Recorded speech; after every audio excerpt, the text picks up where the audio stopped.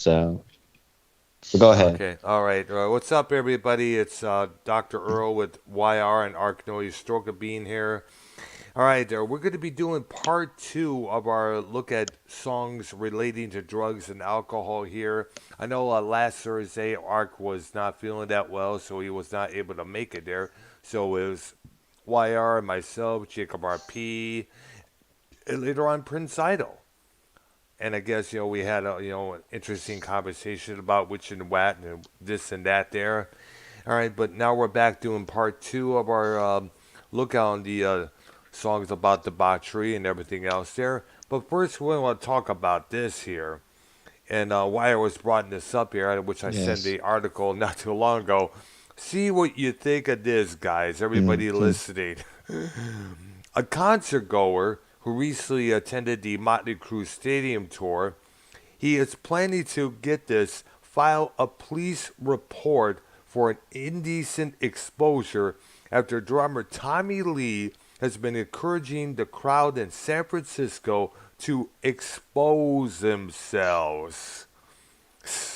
Now, everybody, as we all know, crew has been always been to know to show your titties, show this, show that. There, I want to see a pair of red tits. A lot of heavy metal acts in the past have done this in the past, including Motorhead. Now, during the tour stop in San Francisco, California, he basically asked everyone in the crowd to expose themselves. Now, one concert goer decided to he plans to file a police report for indecent exposure after Lee encouraged his audience members to expose their genitals during the band's 2022 San Francisco concert in Oracle Park.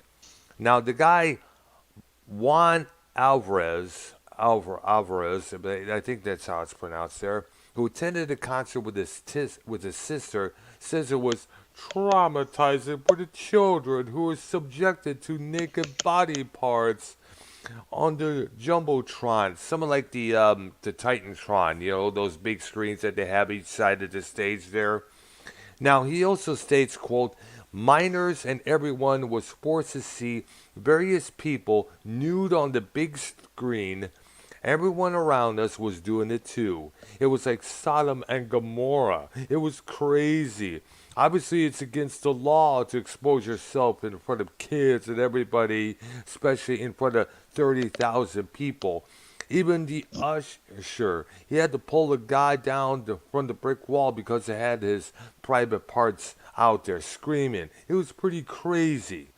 Oh my God. Yeah, I know. And now Alvarez understands that the group has been known for their raunchy behavior on stage and off, and realizes that most fans will give a band a break. Now, he also continues by saying, I thought it was absolutely fine and normal and hilarious and okay. When I brought up there were children between 6 and 9-year-old girls, other kids are there, the young boys. They said they shouldn't have come to the cruise show then. Well, then again, that's their attitude there. What do you expect? Complaining about seeing tits at a Motley Crue concert is like complaining about seeing cheesecake at a cheesecake factory. Now, those words are from Tommy Lee's current wife, Brittany Furlan. She also, What? yeah, that's his current wife there, yes. Now, she also continues by saying, somebody literally complained to the news about seeing tits and dicks at a Motley Crue show. Woke culture, you've taken it too far.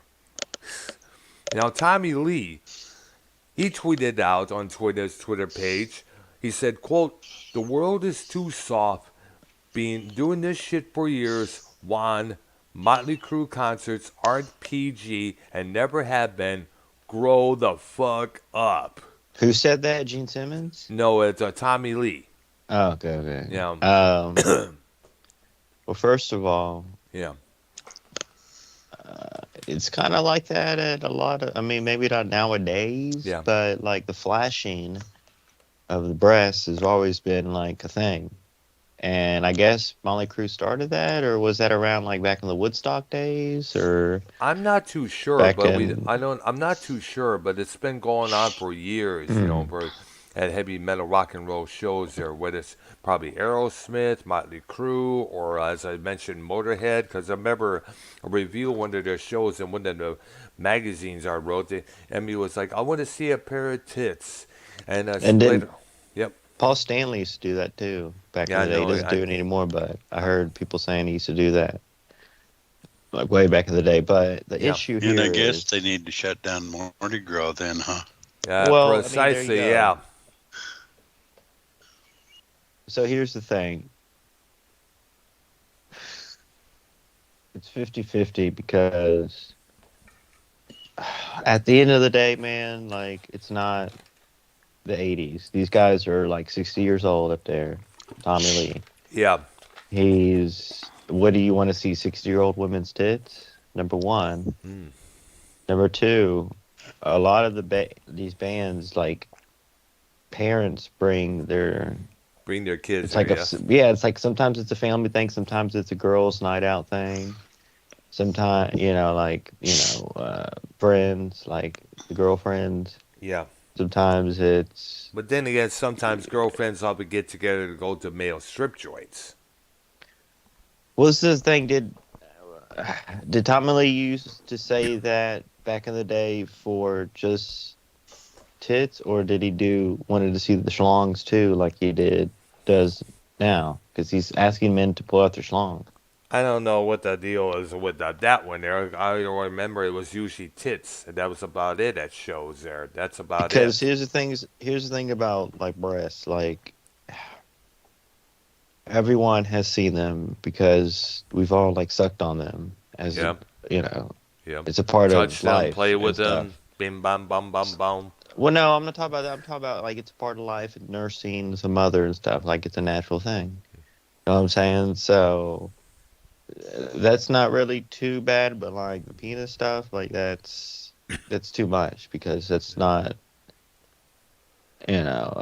part. I mean, you get what I'm saying here. It's like That's true there, and you also gotta, breastfeeding is a yeah, part of, yeah. and it's just slippery slope, and he really shouldn't be doing that for any breast or penises.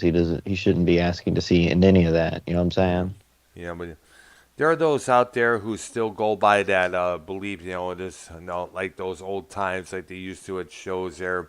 But well, here's the thing, my take on it. Yeah, we see girls pulling boobs out there in front of the singers, the guitar players, and such. But it is kind of awkward for the dudes to whip their dicks out there because women, if Well, you they're in look at shows, they're going to feel kind of threatened about that. well, you look at Woodstock '99. They were whipping their tits out and stuff, Yeah, and true. Yeah, um, so that, I mean, it's not just Motley Crue that's ever did that. Like it happened at Woodstock '99 and yeah, probably a million exactly. others. But there are people that do like it's, bro. These type of events, people bring their like families and stuff, and fathers and sons, fathers and daughters. You know what I'm saying? Stuff Nieces like and that, nephews, and aunts and uncles, grandpa, grandmas. exactly. So it's, and their answer to that, the Motley Crue fans and Tommy Lee is like, well, it's a Motley Crue show. What do you expect? Like, Yeah. okay, that's good point too, but again, it's like a slipper. It's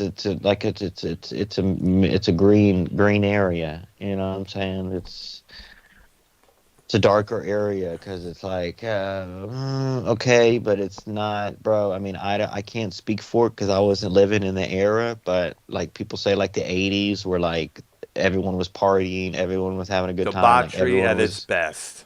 So obviously back then it was, things. But then again, look, this is why I'm kind of not really on any side on this because 2 weeks ago I saw a Motley Crue tribute and they had three girls, short skirts, dancing and all that Yep. too. I mean, they weren't naked or nothing, but the sexuality with Motley Crue is a thing. The girls on stage, like they have the dancers and shit. It is a thing. Like the whole strip club, vibe is there for sure. Like kind of like a Kid Rock show, whatever. They both have like strippers. So that you aren't going to church when you go on a Motley Crue show. I No. mean, there's fire. There's going to be your women dancing up Pyrotechnics. there, just like I saw at a tribute show for Motley Crue. You know what I'm saying? Yeah. So that's how I'm kind of in the middle. It's like, all right, it's definitely you're not going to church, but then you're not it's part. It's just what they're like when you go see Kiss. You're going to see the face paint. You're going to see, you know what I'm saying? Yep.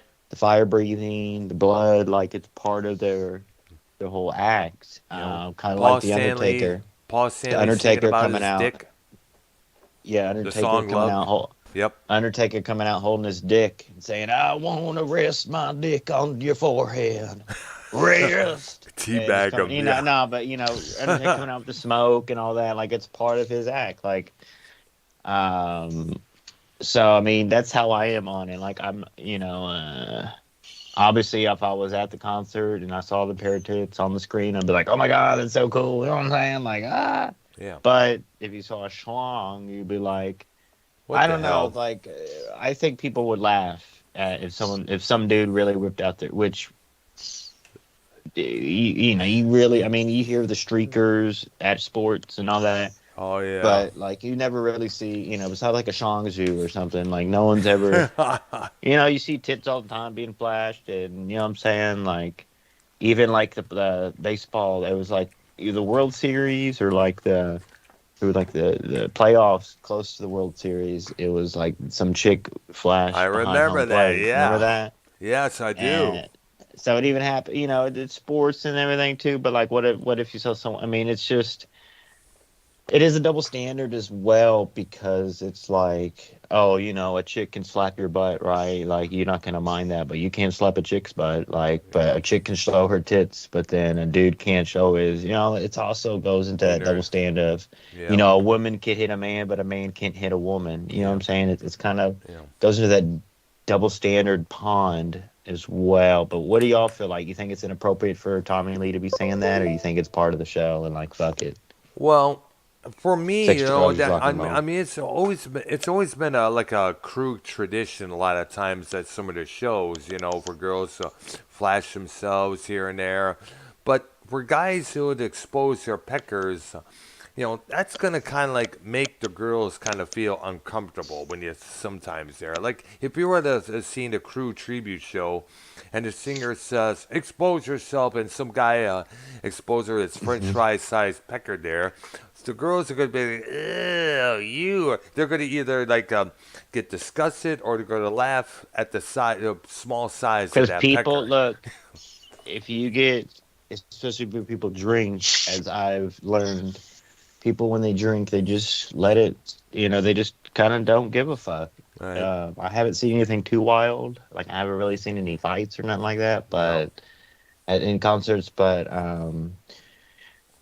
at the end of the day, these major artists that people love, people will listen to them. I think, Well, yeah. and maybe not all of them, maybe a lot of them get the joke. It's like tongue in cheek. I think it's a big tongue in cheek thing. Like maybe probably not nowadays. Like what tits are you gonna get, bro? Like you're gonna get a 60-year-old tits? Like come on, you know what I'm saying? Like bro, the No, that 80s, the 80s were 40 years ago. 40 years ago, I know. bro. It's These like artists holy were in their cow. 20s, bro. These artists were in their 20s asking chicks to flat. They Yep. were in their 20s. You know what I'm saying? Yeah. So nowadays, bro, 60. I mean, it's I'm just in the middle, bro. I can't really agree with either side. It's like I see both sides, and on this one, I'm like, all right, like, Yeah. is it appropriate? Like, what if he went to, um, what's a really like straight edge, like kind of artist, like Usually, serious, usually the straight edge artists are usually the like Christian Paul artists. McCartney, Yeah. or something. Like if you Yeah. go to Paul McCartney show, like what if he randomly said, "All right, ladies, let's see those titties, and men, let's He pull out would your be peckers." he would be I mean called that, out you know what I'm massively. saying? So it's like it's definitely like, but maybe you have to know Motley Crue, the lure behind the group, like the whole, you know, raunchiness, the Yeah. tongue in cheekiness. I mean, yeah, chicks will show their tits, but I think he throws in the pecker thing just as a joke Mm. because You know what I'm saying? Probably But because probably because of the photo there he posted. I think either it's Instagram or something else of him in the buff there with his little schlong out there. showed his penis. That's Yeah, exactly. Yeah. And plus a little joke he did on stage where he would just say, "You want to see my wiener? You want to see my wiener?" And he pulls out a wiener dog, one of those little wiener pooches out of his pants there. So we kind of get the joke there. yes. But also keep in mind, it is against the law, as mentioned, to expose yourself in public there. Remember, Jim Morrison was charged for that multi years back there in 1970. And let's not forget, there was a lot of going back to the Limp Bizkit Woodstock '99. Keep in mind there was a lot of rapes that occurred during that whole festival there. So it's kind of Really? yeah, there was about how many What there was festival? Woodstock The Us '99. Festival? No, Woodstock '99. Oh. Yeah, Oh, okay, okay, yeah, it okay. was Yeah. yeah, that was and God knows how much rapes occurred during the Almat Speedway show there back in '69 with the Hell's Angels as security. They probably Yes. took advantage of some women themselves while on the job there apparently. Man. Was there any other news bits, Brian? Let me look up. Um Let me do a quick run through real quick. Let me all see. right, there, go ahead That there. was really the big one. Yeah. Ark, what do you think? You think they shouldn't be doing that? It's inappropriate for Tommy Lee to be saying that, inciting. Um, well, honestly, I like boobs, but Well, we all know that, yeah. Unless it's a girl that's who isn't bi or gay herself, there, then she'll be appalled by it. true. But I guess what it is that you got to remember we're kind of like living in the PC era when it comes True. to what's going on in the world today with in terms of movies, music, television, news, articles there. People have been to most of the. I spoke about this many times. I mentioned this about Ken on his show. The majority of the people today have been basically brought up with political correctness as kids. They were taught this when they were kids in the '90s, and they obviously carried that through their adulthood, and they are going to pass it on to their kids and such and such and such. But nowadays, when it gets to the point where it's to the point there where every single thing you say has to be this, has to be that, like, I mean, Dang, like Iron Maiden was just in Austin yesterday. Austin, Texas. Oh yeah, wow, nice. I wish I was. What? I would have been. Bro, Oh man. they're not going anywhere else in Texas. They're like hitting spots they didn't hit last when you said the tour last. Yeah. Like you saw them before they came out with the Senjutsu album. Yeah. This tour they're gonna do. It's still Legacy of the Beast, but they're doing some Senjutsu stuff on there. But still, they'll probably come out again. They'll probably do something 2024, 25 here again. All right. Yeah. Most likely. Yeah. Damn. Yeah. Tickets gonna be fucking pricey too. Oh yeah. Oh. That's one of the big reasons why I've never been able to see any shows because of the cost of tickets. I mean, like. When you saw Iron Maiden though, it was packed, right? And Well, oh yeah, it was was packed because that shit was. obviously it was awesome. Yeah. Where'd you park though? Oh, You found actually, parking? here's the best. This is the thing that I kind of laugh. This is the thing that I tap myself on the shoulder to. Nearby at the Woodlands Mall where we park, there's this little Yeah. parking place where I'm able to pay about $5. It's near the mall. It's by all these business buildings and such, the hotels, that and that there. Everybody else was paying about $10 to $20 at the other areas near the Cynthia Woods Pavilion Amphitheater, while I only paid about five Isn't there bucks. isn't there a parking garage over there I too? think so. Yes, I mean I know. Well, that was like $20 to 15 or something. I believe so. And here I am. I made out like a bandit because I just only paid $5 at this nearby spot near the Woodlands Mall there, near the business district there, right next to it. So Bro, I that must have been Oh my god, the place was packed, right? It was, yeah. You know, Did it I smell like had can did it smell like cannabis in there? no, I wasn't able to smell any cannabis. It took. Yeah. And here's something else. I wasn't able to check out the opening act. I think they were called Rival Sons, if I'm correct, because People I, say it was a good, yeah. yeah, but I was, I probably. My sister asked me to buy her a Del Subiter T-shirt along with mine, and I took the whole lot, the whole set that Rival Sons, that whole set that they performed, just to get right up to the counter to pick out which shirts I want. It took I that never long a seen you. time. Where's your t-shirt? I haven't seen you wear it. Oh, I You have. wore it before? Oh, I have wore it many times. A lot of times I wore it around the house. I wore it around the when I go grocery shopping, everything else there. It has the tour dates on the back Yes, there. it does. Absolutely. The Oh, how much legacy. was it?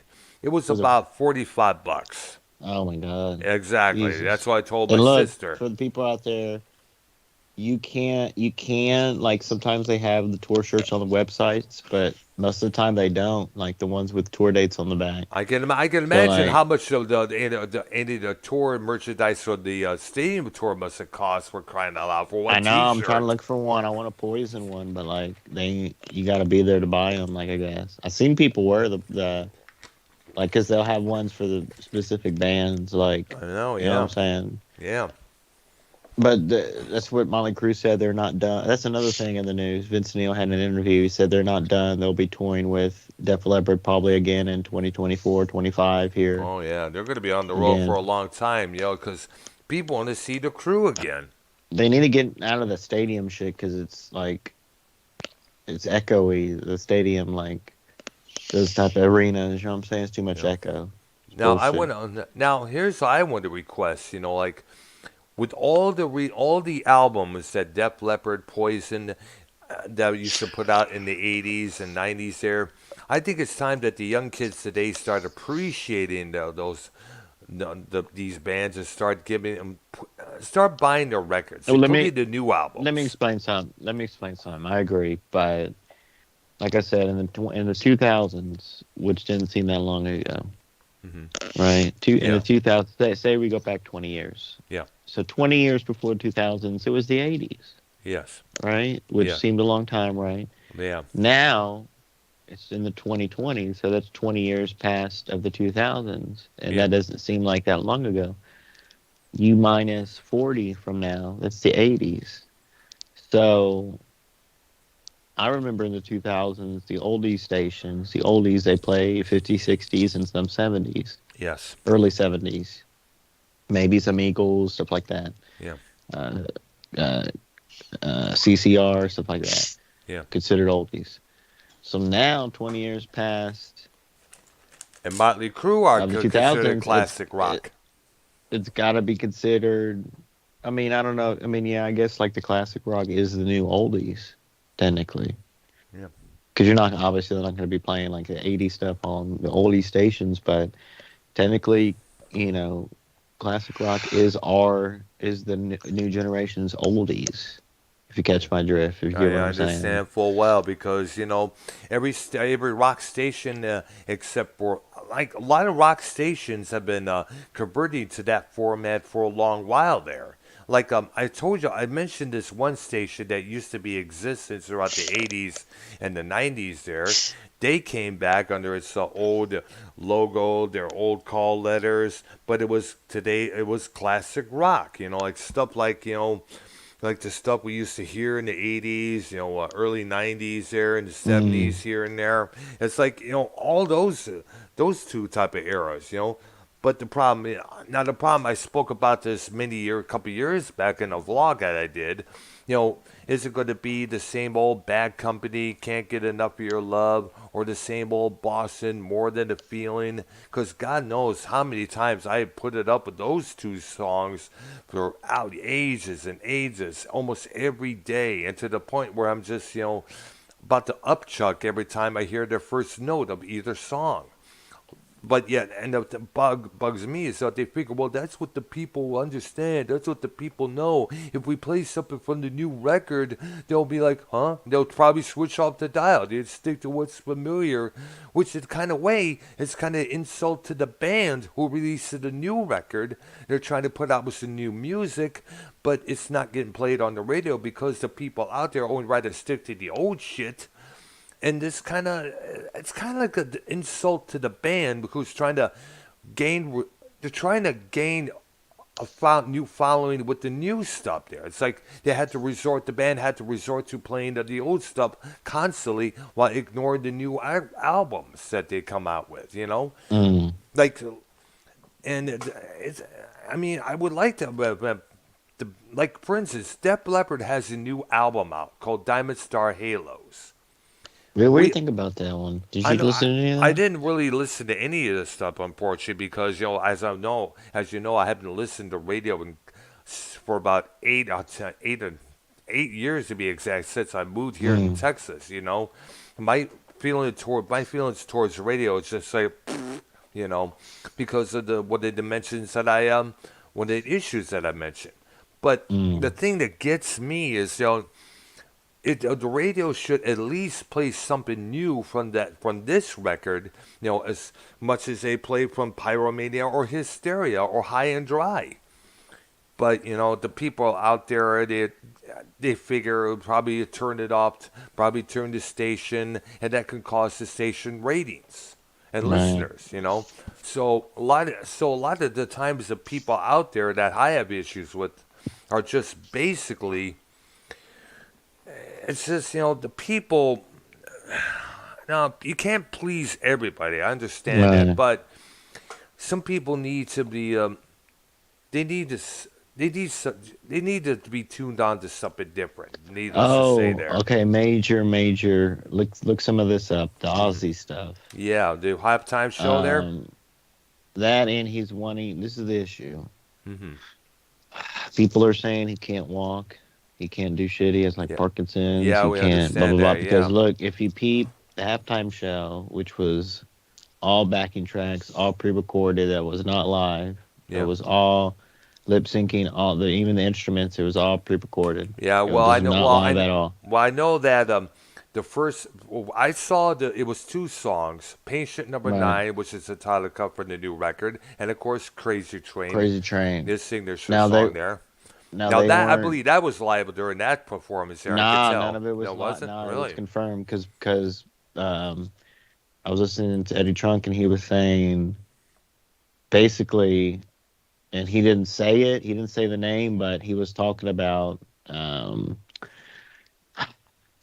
Zach Wild Hmm. because Zach Wild is like his friend, his buddy type thing, Yeah, and all his that. main guitar player. And that's what Trunk said. He's like, I have. He already called it out that it wasn't live, and Oh, then really? he said he got confirmation from a major source that yeah, it was all pre-recorded. Because if you think about it, besides the weekends halftime performance and maybe a few other ones, but most of these halftime performances they're all pre-recorded. It's like the Exactly. normal, We can tell there. like a lot of Absolutely. these. And the other thing, not only was pre-recorded, like we haven't heard him sing live in a long time, Yeah, and true. he got raised into the stage, like Yep. he got lowered and he got raised. You didn't see him walk at all. Nope. You saw him just hang on to that microphone stand. So he's saying he wants to do live. He wants to perform again, perform again, perform again. That's fine, but would you pay to see a concert of Ozzy when it's all lip syncing and pre-recorded? I don't think I so. wouldn't. I don't think so either You because know what I'm that's not the saying? Ozzy we know. Because this is the Ozzy we know. We always And that's the remember. problem. Yeah, the Ozzy You, we remember said he was about to give it us all till he can't go give any more there, and if he's going to do all that, that's not giving his all. right. Now I understand. What's it? I know he wore this massive trench coat. I understand it was some sort of he wore a special suit to keep him balanced. I guess if I'm correct. Is that what people were saying? That's why I read on the. Let me look up here. Why? Look that up. Outfit here. Let me see up here. Okay. Let's see here. Blah blah blah. This is what I heard here. It was a halftime performance that was buried. I'm looking at it right now. Now, Ozzy Osbourne calls out. No, fans of Ozzy Osbourne calling out NBC were airing only 10 seconds of Ozzy's NFL performance. You know, I understand that was not too cool about there, and they only shared only snippets of that. Which I agree was a stupid thing to do. Come on. If it was some type of rap or hip hop thing, they would show the whole thing. Exactly. But it was just stupid that for the NBC to do that. Now, the thing I want to know,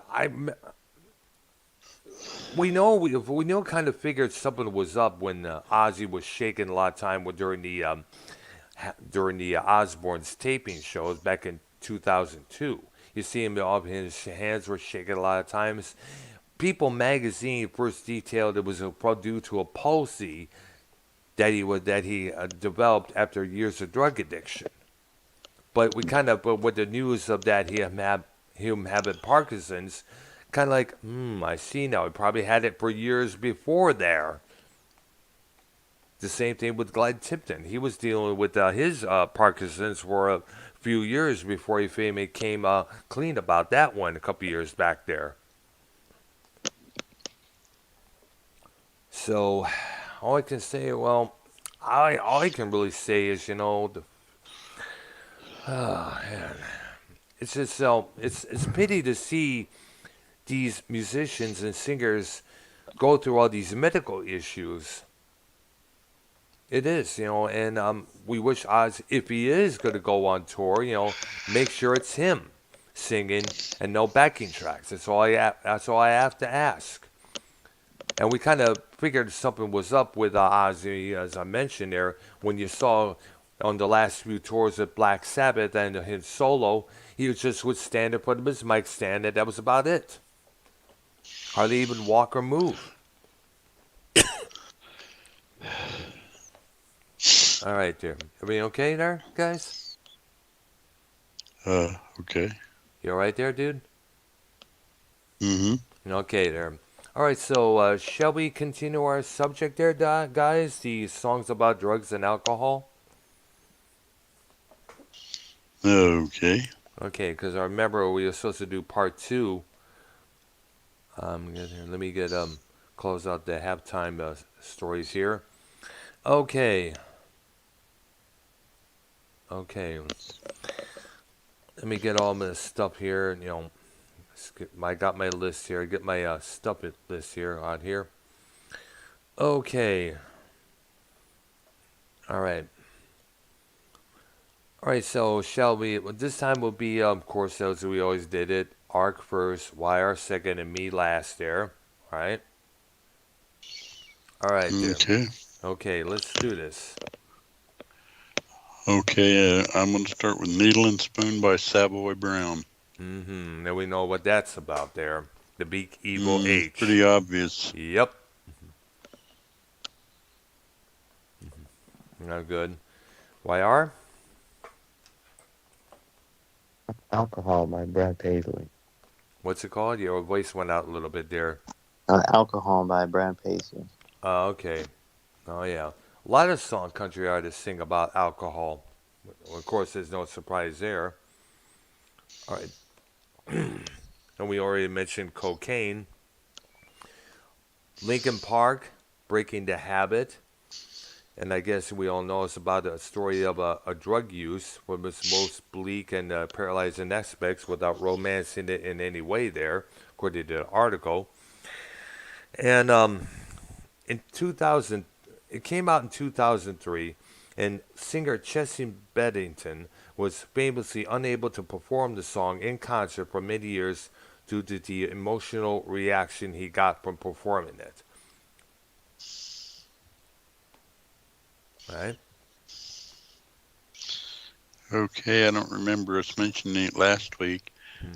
Sweet Leaf by Black Sabbath. Oh yeah, we know that. Oh, that's probably one of the biggest weed songs are out there in praise of the weed.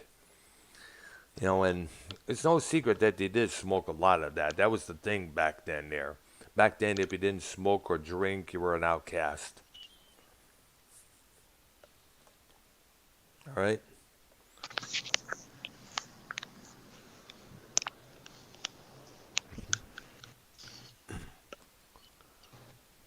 All right? YR? Did we lose YR? I think he's. So let me check there. All right, there. He's not muted there, so probably it got pulled away for a second there. We'll give it away until he's back there.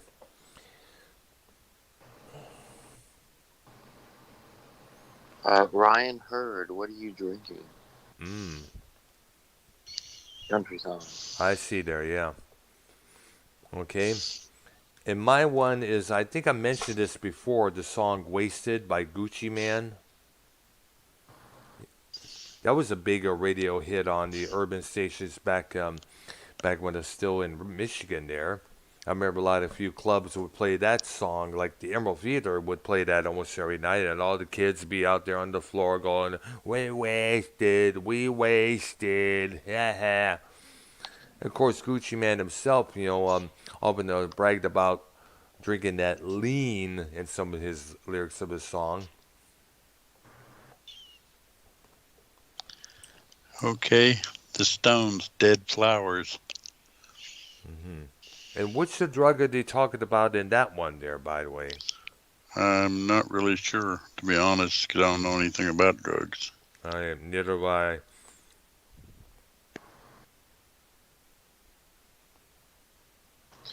What are friends in low places? Garth Brooks. Hmm. I see there. Didn't know it was no, that was about drugs. I thought it was a friend. I see what the point now. Yeah. Okay, mine is one one of the obvious ones there. Purple Haze by the Jimi Hendrix Experience. One of the most containing one of the most misheard lyrics of all time. There, we all know which one we're talking about. It's known for being described a equally legendary strain of marijuana and its psycho effects. Hendrix itself, it was intended to be a love song. Yeah, right, a love song for the weed. I love me, my Mary Jane. Right? Gold Dust Woman by Fleetwood Mac. Oh yeah, take your silver spoon and dig your grave. And if you hear in the back of the end towards the end of that song, she lets out and says, "Ah!" I mean, like that was the drugs kicking in at that point there, because they were doing lots of drugs during the recording of that album, amidst all the breakups between its members there.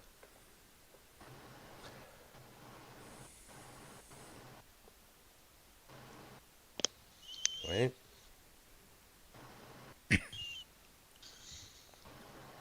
Right. Wire? Hmm.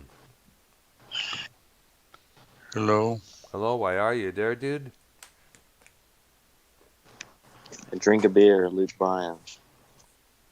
By who? Luke Bryant? Yes. Okay, there. Just drink a beer. Like I said, expect a lot of beer songs from the country genre. That's for sure, there, because that's what most of the things they sing about there. All right, and my one is by EDM artist Calvin Harris and singer Rihanna. They had a song called "We Found Love," and it sounds like a regular club anthem, but there's a line in there about that sings about yellow diamonds, and they're actually crystals of the drug MDMA or ecstasy. She goes on to sing about the feelings of love that accompany the drug's high, which is enhanced by the type of bold breakdowns that Harris is known for. Okay. The Rolling Stones, Mother's Little Helper. Oh yeah, it's about a woman. Oh. I guess it's a song's about a woman who's grown old and she runs to take these pills and make her feel better. I guess. Right. Uh huh. The lyrics say it right there. You know. And in the end, towards the end of the song, if you take any more of those, you will get an overdose. No more running to Right. the cupboard for your mother's little helper. Right there.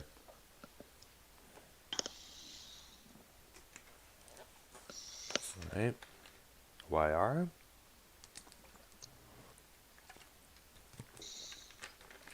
I'm pretty good at drinking beer. Billy Connington. Mm. Oh yeah, another country artist, right?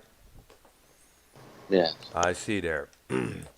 This one is my the next one on my list is We Are All on Drugs by the band Weezer.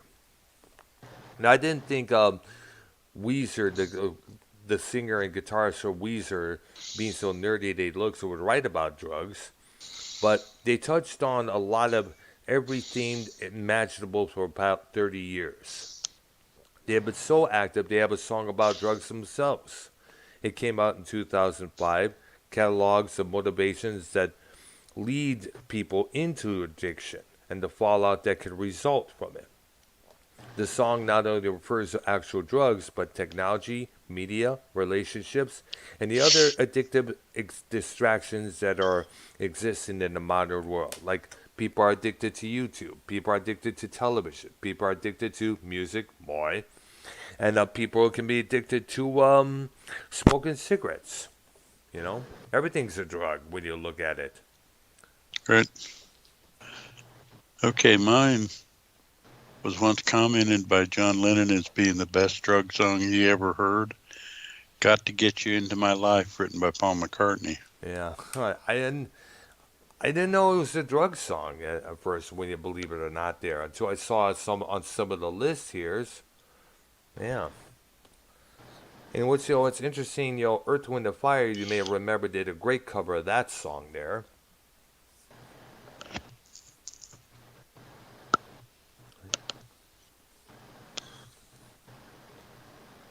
Right.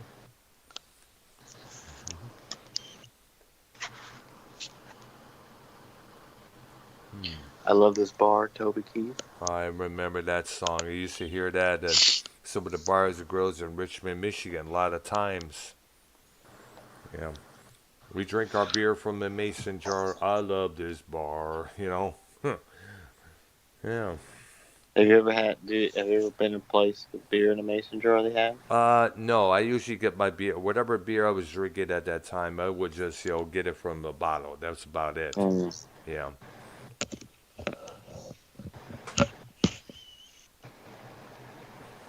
All right. All right, Darren. This one I'm on the list here that I have here is a song by The Weeknd. It's a song called Can't Feel My Face. Now it comes off as a song as a passionate love affair that may not be always be the good kind. It's actually singing about his struggles with drugs by persifying them as a lover he knows is bad for him but can't stay away from him. You know, which kind of makes sense when you think about it there. Ask anybody who's struggling right now to beat their drug addictions. They'll tell you it's like a lover. You can't live without that lover, quote unquote. Mm. Yeah. All right. Okay, I'm surprised you didn't mention Charles. Mm-hmm. The Pusher Steppenwolf. Oh, bad. That's probably next to Kicks by Paul Revere and the Raiders. That has to be the all-out anti-drug song out there. Real blatant anti-drug song. I mean, like G damn the pusher. The dealer is a man who's so sweet, but the pusher is a monster. And the stuff he's talking about is the heroin that the pusher pushes on people. I mean, there's a line in that song that says, "I see people with tombstones in their eyes, but the pusher does not care if you live or you die."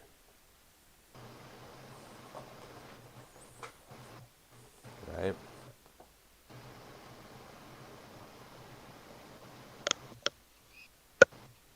Hello? Hello? I hear you. Two pina coladas. Garth Brooks. Oh. Oh, interesting. Have you heard that one? I don't think I have heard of that. I don't really listen to Garth Brooks So there. bring me two pina coladas. I gotta have one for each hand. Hmm. Let's set sail with Captain Morgan, and we'll never leave dry land. Bro, they used to play the song on the radio all the time, Garth Brooks. Oh wow. All Big right. hits. I see there. Oh yeah. Mm. Here's a song title I picked up here. It's a duo known as Brewer and Shipley, and this was in this Uh, 1960s. They were like it's a folk duo act at the time, and he had this song in 1970 called "One Toke Over the Line." It was written the day one of the members spent a whole day getting stoned, smoking Mary Jane with friends of his, and one of them said he was one toke over the line, giving the song its title. All right. okay. Actually, well, Snowblind by Black Sabbath. Styx, Oh yeah. Oh, and then there, Six. another one by Black and Sabbath as then there's well. Snowblind, and then there's Snowblind Friend Mm. by Steppenwolf. I see there. Because so that's probably about makes three of them with with that particular word at the title there. Styx, Black Sabbath, and Right, Steppenwolf there. Yeah. And we all know what the snow they're talking about, obviously. right. Absolutely.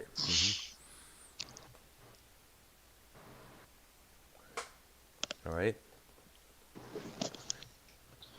Red Solo Cup, Toby Keith. Mm.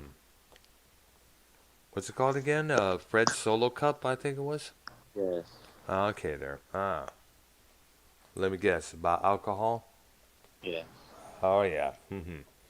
Oh, here's one called Negro y Azul. What? That's the name of the title here. It's by a Spanish It's called group. what?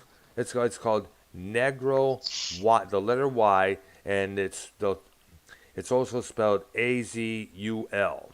It's by Mm. the group Los Guantes de Sinaloa. Sinaloa. It's a Spanish Can you solo. It's a can you screenshot that and send it in the group? I'll pronounce it. okay. There, I will do See if I that can right pronounce now. it. All right. It's one. It's a Spanish group there. Okay, one, two, three. There we go. I'll do that right now. Okay. Give it a couple of minutes here. I'll put it in the Skype. I'll put it in the chat here, and then no doubt there must be a take on that narco corrido music craze that was going on in Mexico for a long while there. I don't know if that genre still exists, and if it does, I'll be surprised knowing the multiple Marta artists out there that have perished because of this. Because a lot of it is related to drug dealers and such there. And that's one thing you don't want to fuck with. There are two people. There are three people you don't want to fuck with: biker gangs, mafia, or drug dealers. Bottom line, you know. All right, give it a go. Here we go. Okay. Rainy Day Women 12 and 35. We know what they're talking about. Everybody must get Get stoned. stoned. That was a big one What? there. And hear everybody in the background of the song while recording this song. Yay! That was an old one there. All right, Yeah. should be coming in the. There you go. There you go, YR. All right. All right. Okay. Here we go. Mm-hmm. What's that? Ya los cuartos de Sinaloa. I see you had had a better job doing the pronouncing than I have. That's for sure.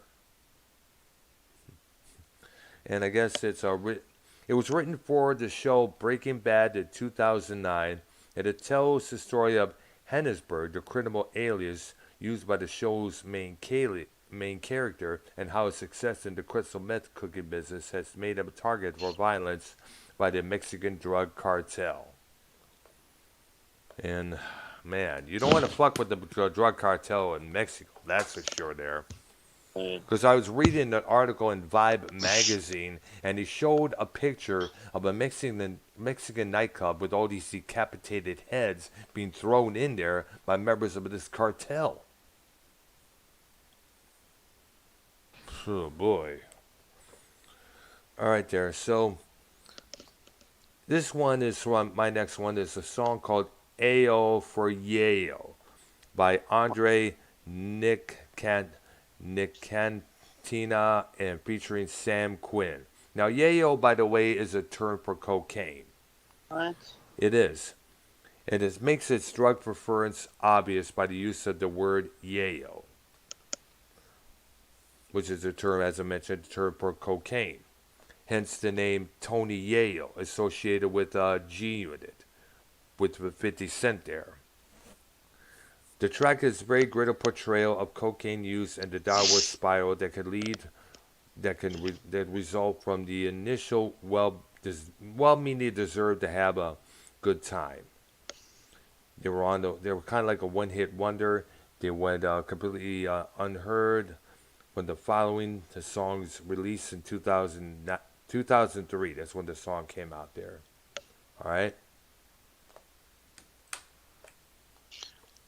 Okay, next one I got is the Small Faces, Ichiku Park. Yeah, I think it mentioned that there, and that's. I remember hearing that at the one of the Goodwills nearby our area here at one time. I think I even saw a black and white '60s performance on one of those beat club performances shows there, Right. and that's when Steve Marriott was still their front man before he would depart to put together Humble Pie with Peter Frampton. Mm-hmm. Yeah. All right. Of course, the Small Faces will later become the Faces when they get Ron Wood and their singer. They would get their new singer named Rod Stewart into the fold. All right. Right. All right. And I see Carlos Cabrels is live right now on his channel there, playing a video game. Oh, interesting. I got the notification on my phone here.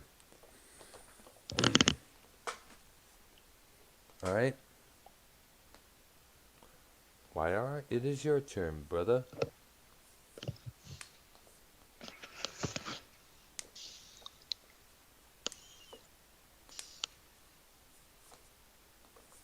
Mm-hmm. YR, you there, bro? Okay. Hello, you dude? Hmm. What's going Hello, on? hello, hello, Hello, hello, I hear. hello. Hello, Problem by what? You didn't hear? drinking problem by Midland. Hmm. Oh, I couldn't hear you. We couldn't hear you before there. Ba, ba, ba, ba, ba, ba. There you are. Hello. Here, hello. Drinking problem by Midland. Mylan. Is that an artist or a band, Mylan? Yes. Okay, there. Obviously, it's about someone who has a drinking problem there, boy or girl. Doesn't matter. Okay, the next one on my list is it's by Kendrick Lamar. Someone who used to be on the show was a big fan of him. The song is called Swimming Pools. It came out in 2012 when he was still honing his craft. The song and lyrics initially convey a party-friendly vibe where alcohol is part of the fun.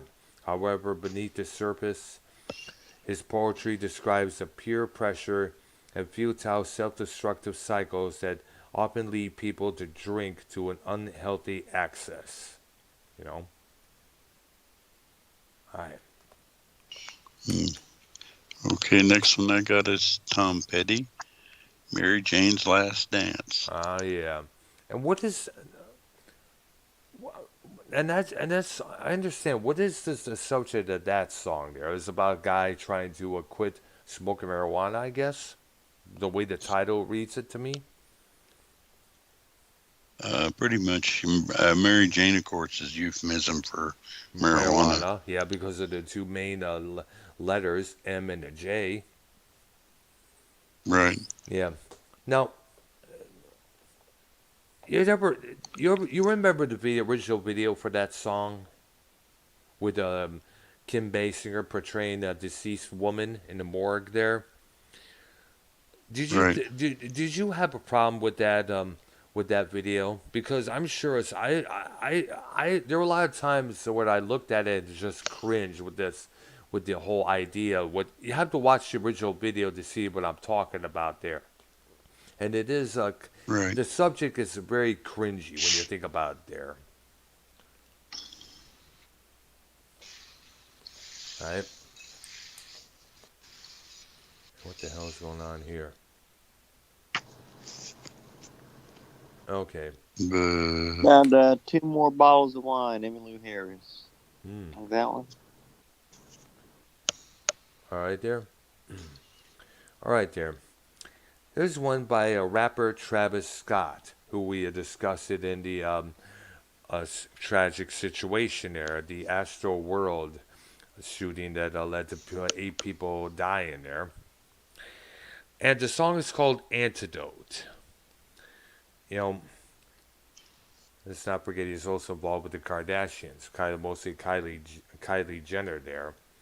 I guess he's the father of one of her kids. It was released in 2015, and it outlines various types of drug use, including marijuana. Yeah.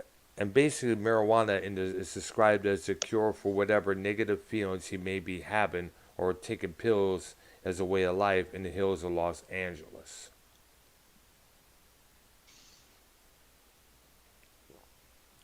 Right? okay, back to sticks. Mm-hmm. Light up. Yeah, we know what they're talking about there. What? Yep. Yep. Light up, everybody. Join us in this celebration. Yep. So that's the name of that song, guys. I heard that played on the. Used to hear that played on the radio many times in the past there, but I didn't know the title of it. And thank you for mentioning those lyrics, because now I know which song they're talking about. Right? Okay. Tequila Sunrise, the Eagles. Oh yeah, classic song from them. Yeah, of course, talking about tequila. Alcohol. Yep. All right. My one is named after a well-known drug that's on the street that I heard of a couple years back. The drug Molly. And there's a song Molly by Tiger featuring Wiz Khalifa. Now, the use of this drug came about in the 2010s, and the trend became accumulated with the club anthem about this particular drug. The drug is, of course, nicknamed Molly. Rappers Wiz Khalifa and Tiger were at the height of their popularity in 2013 when the song came out. It uses heavy EDM style beat that chants the drug's name over and over again. They know it's basically it is the subject of its affections. The rappers that are.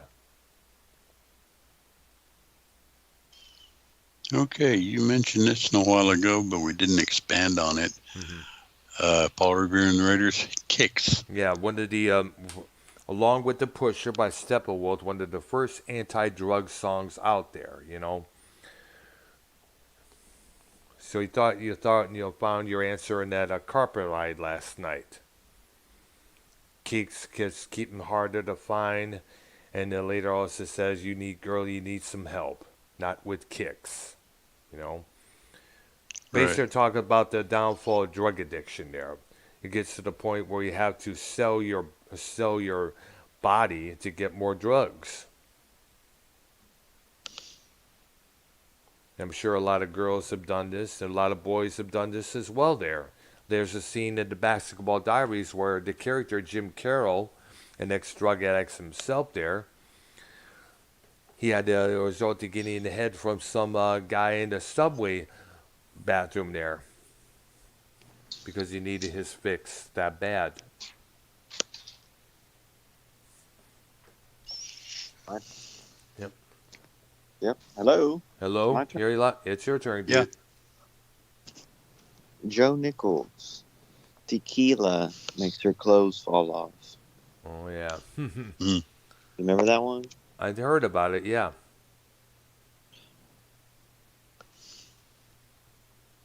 Yeah, many times there. All right, I did go to this other list here. Let's hear. All right, there's a song by Jamie Johnson. Now I don't know too much about this individual, but it was written by one who experienced the downward spiral of addiction firsthand. The lyrics of this song speak of the numbing cycle that many addicts find themselves through in there. Even though rehab and prison and inner soul searching Johnson did get clean. And this is the exact struggles that millions are going through right now as they face this drug addiction issue.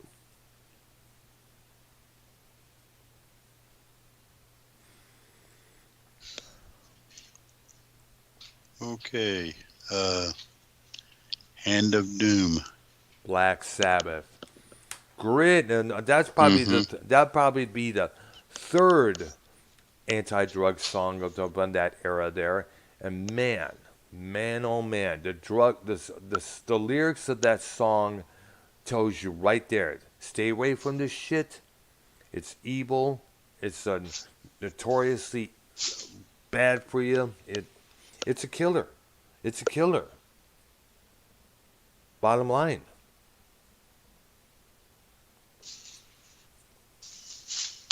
All about um. There's a tear in my beer. Nick Williams Sr. Mm. I remember hearing the title there, and I think it came out in the 80s, I believe. Yes. Ah, I see there. Mm. A lot of country artists at that time were coming out with very crafty titles for their songs there, like Don't Cheat in Our Hometown there. That was one of them. All right. This one is from the band Skinny Puppy, one of Canada's most elite industrial groups out there. It came out in 1987 from their album Cleanse, Vote, and Manipulate. And remember, I gave a lot of credit to this album to get me into that scene there, which I'm still part of to this day. The song Addiction, the second track from that album. Very scary keyboards to listen to there. You know, very, very notoriously famous song for that group there. Okay. Savoy Brown. Mm. Louisiana Blues. Um, They sing about if the river was whiskey, I'd have to jump in and drown. I see. They're drinking yourself to death when you think about it there, by the type what the lyrics are describing there.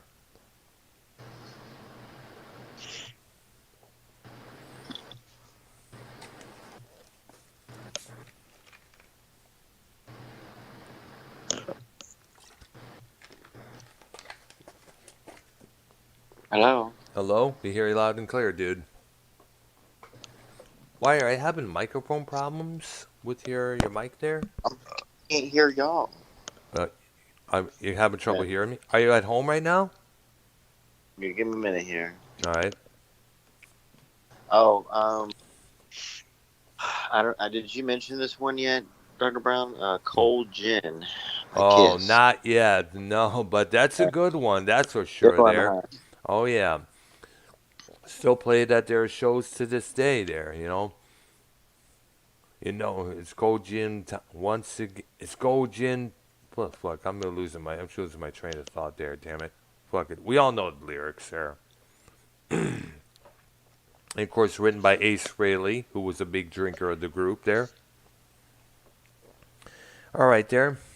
My next one is another one by the group Skinny Puppy. Came out a year after Addiction came out. Songs about one of their managers having an issue with cocaine, and he wrote about that in a song called Harsh Stone White. Came out on the album Vivisex 6 that year.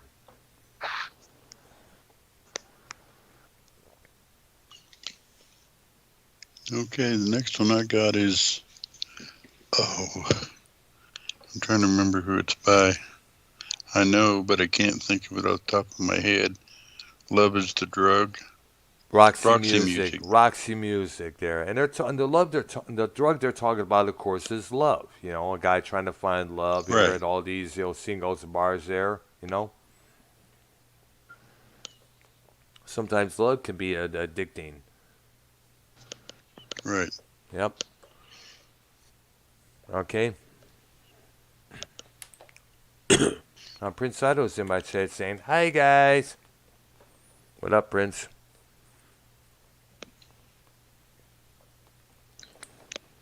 Is it my turn? It's your turn.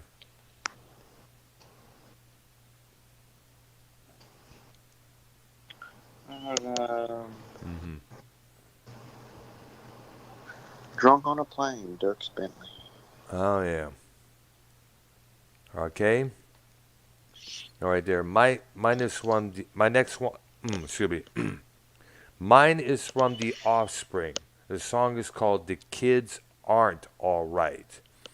And anybody who grew up with the indie punk scene era in the 90s knows that The Offspring and knows the song. It speaks about the rampant drug use at this time and the way it's destroyed lives.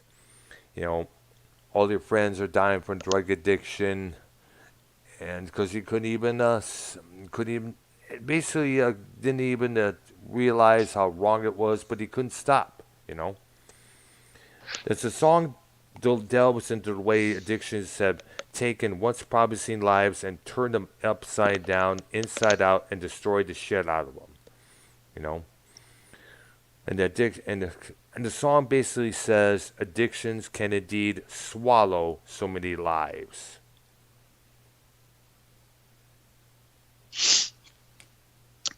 Okay, this one's kind of a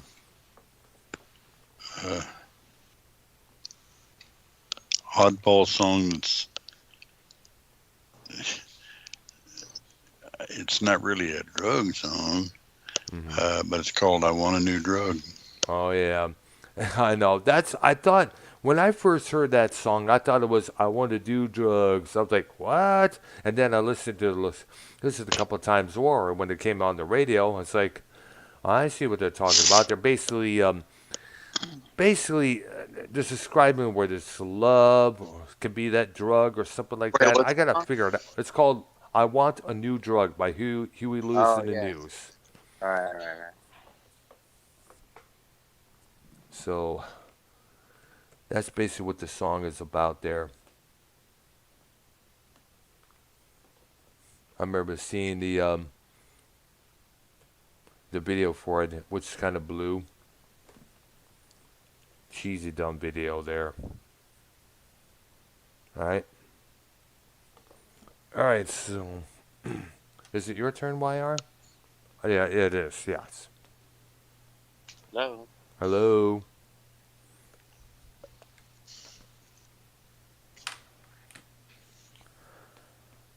All Drink a right. beer, Brian. Hello. Hello. Drink a beer by Luke Bryan. I Yes. gotcha. All right. Like I said, every country artist said that we have talked about, they're always talking about beer. Beer has always been the drug of choice in country bars and grills. No doubt about that. All right. My next one is by the group October, and the song is called Hate Me. And it's a chilling song through and through. Hate Me talks about the path put of addiction, the ones who are out there to help with the recovery, the moments of weakness and the moments of relapse and the never ending struggle with addiction that may people often face. It also speaks the cold hard truth that for many famous addicts, they want to be clean, but they keep wearing with themselves and losing the fight just to get up and try again.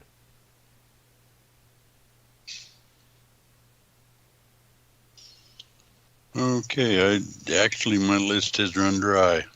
Oh well. Well, all right, there's I guess Ark's at the end of his list there. Mm-hmm. At the end of your rope.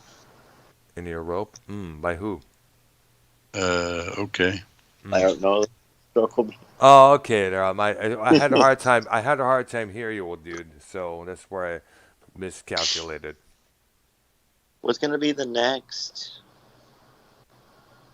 topic? Oh, just curious about that myself. Well, I know you came up with a couple of suggestions about a week or two ago. There, I still want to do record labels. You know, all the acknowledgement to all the record labels releasing all the great music that we grew up throughout the years.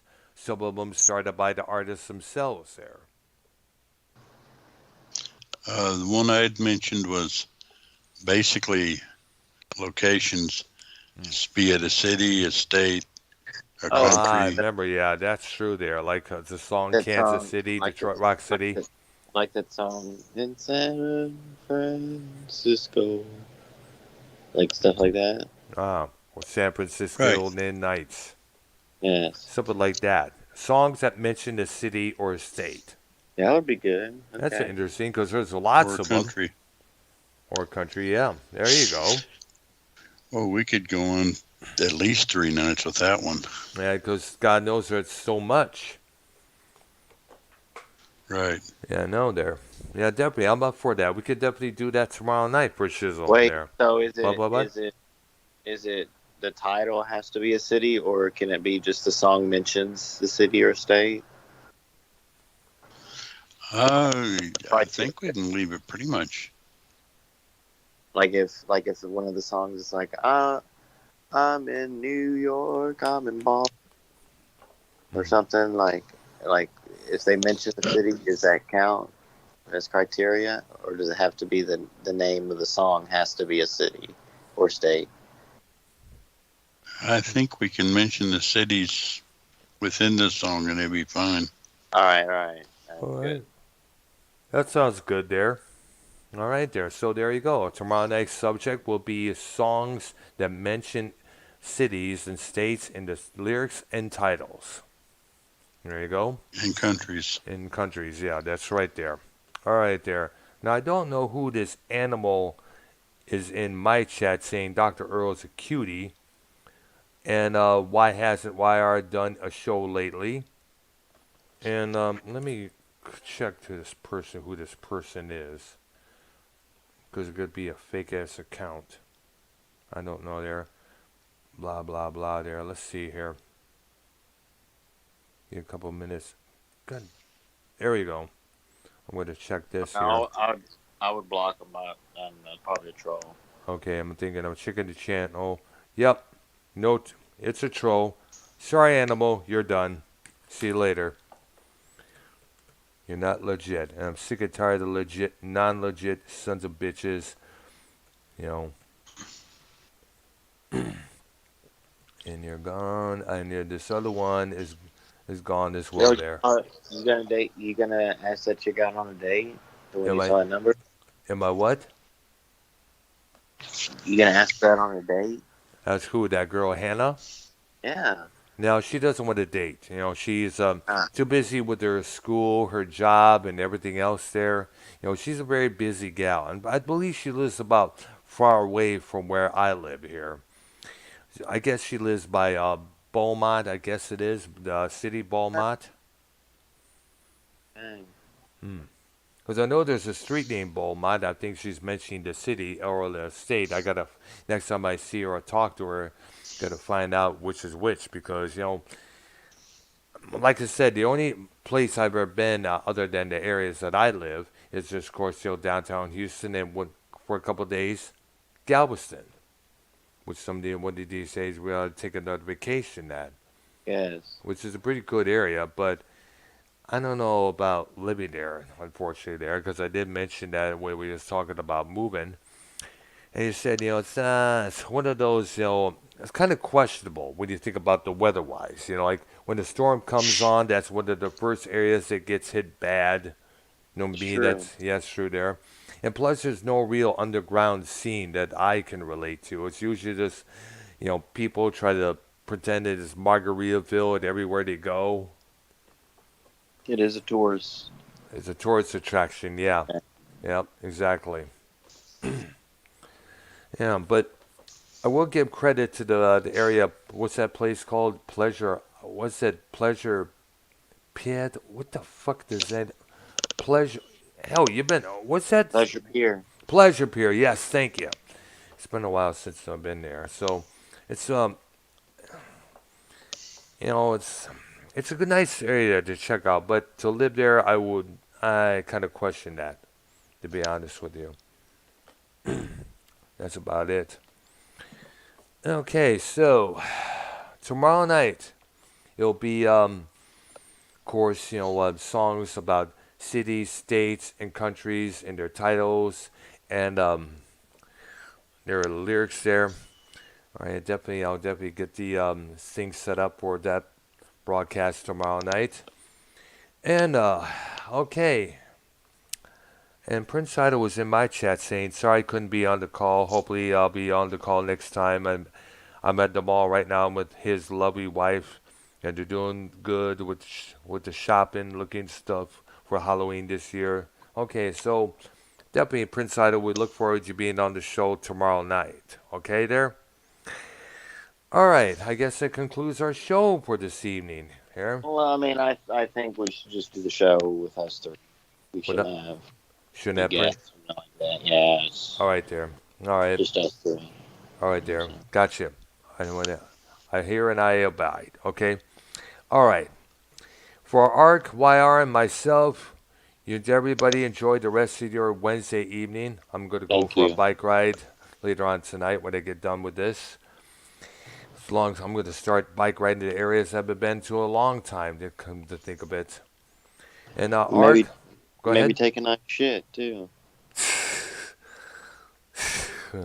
Well, Plop, plop, fizz, fizz, oh, what a belief it is. Remember that phrase back in the Brian, day do you wear a there? helmet or No, no? I don't need to wear At, a helmet. at night? No, at night, no. I'm pretty sure I Do do. you have any like lights on the bike or no? Yes, I do. I have two on the Okay. front and one on the back there, the red light in the back. Yeah. I always do, man. All right. And yes, I'm always careful where I go. That's why I have one light heading in front of me and the other one leaning down to watch what's on the road ahead, like some nails or sharp objects and shit like that. All right. We'll see you tomorrow night, guys. Bye Thank you. bye. Right. Alrighty. Bye bye. All right. I got it.